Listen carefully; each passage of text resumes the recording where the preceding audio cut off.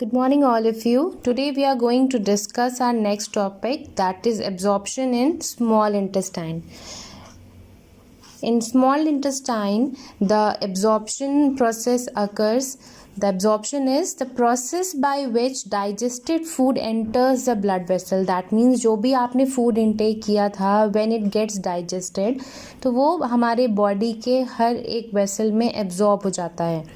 You can say that it is transported to each and every cell of our body. That is termed as absorption. Second is villi. Villi are the small finger-like projections on the inner wall of small intestine. Villi का काम क्या होता है? ये हमें मोर surface area provide करते हैं for absorption of food. ज़्यादा सरफेस एरिया मिलेगा, that means more food can be absorb very easily. Third is assimilation. Assimilation is the process by which body organs utilize the digested food. That means जो food आपने intake किया था, that was digested, it was absorbed in the body. Absorb हो जाने के बाद when that absorbed food is utilized in our daily work, जिस भी work में हम जो भी work कर रहे होते हैं उसमें जो भी energy requirement होती है, when the need of the energy is fulfilled, then we can say that the food that we had eaten, that has been utilized by our body, and that is termed as assimilation. Okay. Now next is our large intestine. Large intestine is a wide tube-like structure, but it is of only 1.5 meter length. That means small intestine सिर्फ नाम से small था, it is the longest. It is 7.5 meters long. Large intestine सिर्फ नाम से large है, it is only 1.5 meter long.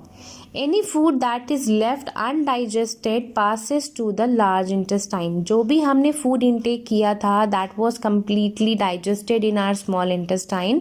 उसके बाद the rest unwanted या waste material is pushed in the large intestine. वो लेफ्ट ओवर अनडाइजेस्टेड फूड से सिर्फ और सिर्फ सॉल्ट और वाटर एब्जॉर्ब होता है in large intestine, and rest of the waste matter is then passed to the rectum. Rectum क्या होता है? रेक्टम हमारा कनेक्टेड होता है एंड इसका फंक्शन होता है to temporarily store the semi solid faeces. जो हमारे बॉडी से वेस्ट का रिमूवल होना है वो पहले जाकर के रेक्टम में सेमी सॉलिड फॉर्म में स्टोर हो जाता है, and time to time it is discharge from our body with the help of anus. Okay. Now egestion. You heard about ingestion. Ingest करना मतलब फूड को इनटेक करना फ्रॉम योर माउथ और the buccal cavity was termed as ingestion. Egestion मतलब जो हमारी body का waste है उसका removal from the anus is termed as egestion. Process by which the waste undigested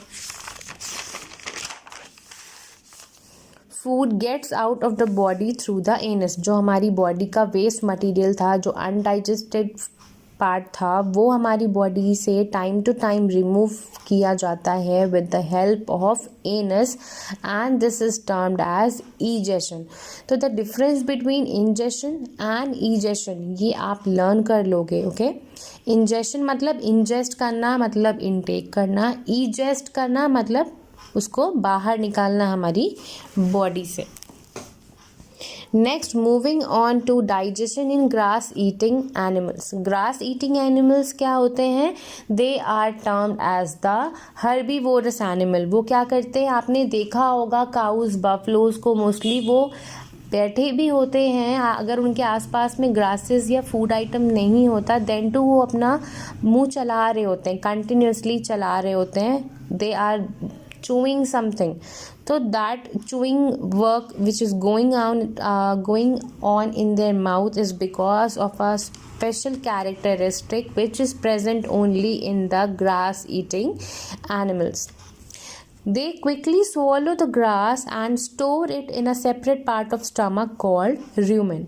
इनके स्टमक का एक सेपरेट पार्ट होता है जिसे हम rumen कहते हैं. वो क्या करते हैं? जल्दी जल्दी उन्हें जो भी घास मिलती है उसको swallow कर लेते हैं, थोड़ा सा partially chew करते हैं and उसको swallow कर लेते हैं, and that partially chewed form of that grass is termed as the cud, C-U-D, cud. That is the partially या कह सकते हो half digested form of the food that the grass eating animals have eaten. Cud returns into the mouth in small lumps and animal chews it. अब partially swallowed partially digested food था, तो वो time to time rumen से वापस ये grass eating animals अपने mouth में लाते हैं in small lumps. lumps मतलब थोड़े थोड़े amount में, और उसे दोबारा से chew करते हैं.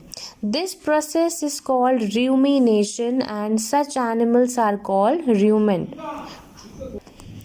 ये जो एनिमल्स हैं जिनके बॉडी में ये रूमिनेशन का प्रोसेस होता है, they are termed as the ruminants. तो the process of rumination occurs only in grass eating animals which have a separate part in their stomach which is called rumen.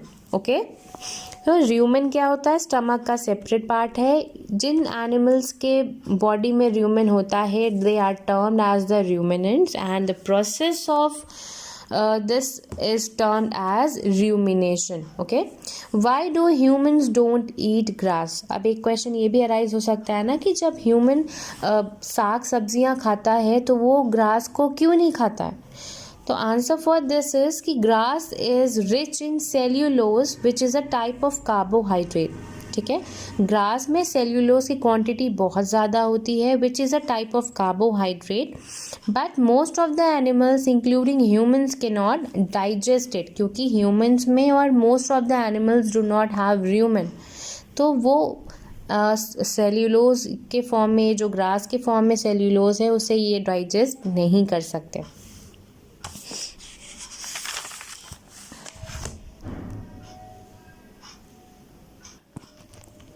Now go through this much. The homework for you all is to learn rumen, ruminant, rumination and cud. Okay. In tomorrow's lecture I will completely revise your chapter. बस last का एक ही topic बचा है, that is feeding and digestion in amoeba. उसमें थोड़ा diagrammatic form में मैं explain करूँगी. So I will discuss it tomorrow. For today this much is all that you have to go through. Learn it out and we will discuss it tomorrow in our class. Thank you.